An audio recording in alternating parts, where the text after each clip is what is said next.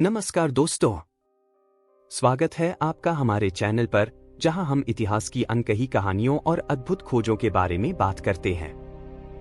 आज हम आपको ले चलेंगे एक ऐसे रहस्यमयी शहर की ओर जो हजारों साल पहले समुंदर की गहराइयों में खो गया था।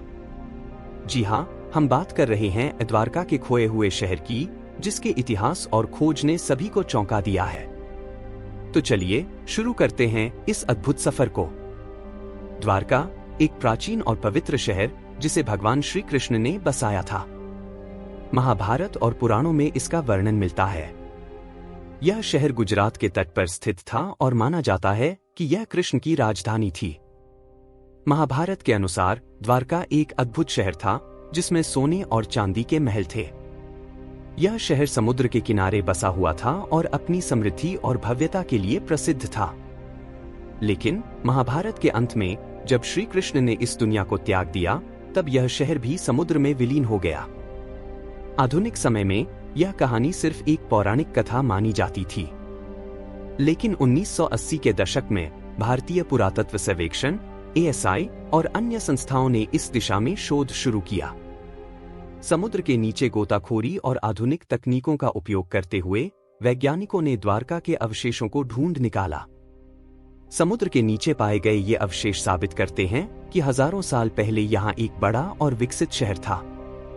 पत्थरों की बनी संरचनाएं, सड़कों का जाल और यहाँ तक कि बंदरगाह के अवशेष भी पाए गए हैं। खोज के दौरान कई महत्वपूर्ण अवशेष मिले, जिनमें बर्तन, मूर्तियां, सिक्के और अन्य वस्तुएं शामिल हैं। इनकी जांच से पता चलता है कि द्वारका एक अत्यंत समृद्ध और व्यापारिक केंद्र था। वैज्ञानिकों और इतिहासकारों का मानना है कि द्वारका का यह शहर 3000 से 5000 साल पुराना हो सकता है। यह खोज भारतीय इतिहास और पौराणिक कथाओं को समझने में एक महत्वपूर्ण कड़ी साबित होती है।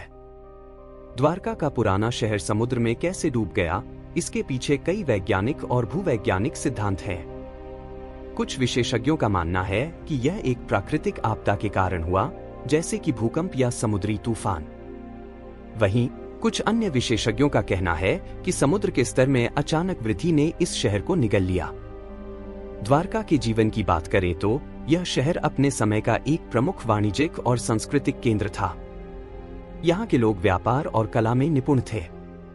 समुद्र के किनारे बसे होने के कारण यहाँ का व्यापार समुद्री मार्गों से होता था, जो इसे अंतर्राष्ट्रीय व्यापार का केंद्र बनाता था। समुद्र के नीचे मिले द्वारका के अवशेषों का अध्ययन करते हुए वैज्ञानिकों ने पाया कि यहाँ की संरचनाएं बहुत ही उन्नत तकनीक से बनी थी। पत्थरों को एक दूसरे से जोड़ने के लिए विशेष तकनीकों का उपयोग किया गया था, जो इस बात का प्रमाण है कि उस समय के लोग इंजीनियरिंग में कितने निपुण थे। द्वारका का धार्मिक और सांस्कृतिक महत्व भी बहुत बड़ा है। यह शहर भगवान श्री कृष्ण की लीला भूमि माना जाता है और आज भी यहाँ की यात्रा करने वाले भक्तों के लिए यह एक पवित्र स्थल है। हर साल हजारों श्रद्धालु यहाँ आते हैं और द्वारका की पौराणिक कथा को याद करते हैं। आज के समय में द्वारका के इन अवशेषों को संरक्षित करने के लिए कई प्रयास किए जा रहे हैं। भारतीय पुरातत्व सर्वेक्षण और अन्य संस्थाएं मिलकर इस ऐतिहासिक धरोहर को सुरक्षित रखने और इसके अध्ययन के लिए काम कर रही हैं। द्वारका की खोज ने न केवल भारतीय इतिहास बल्कि पौराणिक कथाओं पर भी गहरा प्रभाव डाला है। यह खोज इस बात का प्रमाण है कि हमारे प्राचीन ग्रंथों में वर्णित कथाओं में सत्यता है और वे केवल काल्पनिक नहीं है।